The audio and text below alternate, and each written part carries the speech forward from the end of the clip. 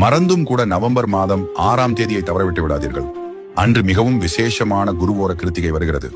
அன்று நீங்கள் முருகனை எப்படி வழிபட வேண்டும், எந்த 3 தவறுகளை மறந்து செய்துவிடக்கூடாது என்று பார்ப்போம்.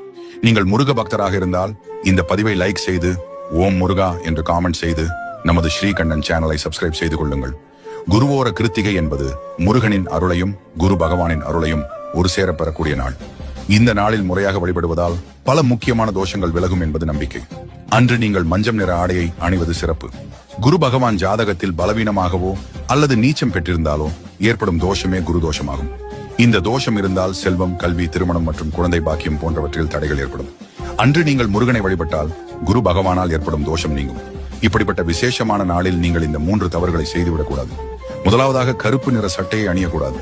இரண்டாவதாக ஞானத்தை குறிக்கும் புத்தகங்கள், பழைய நோட்டுகள், பேப்பர்கள் போன்றவற்றை எடைக்கு போடக்கூடாது. மூன்றாவதாக முருகன் கோவிலில் பலிபீடத்திற்கும்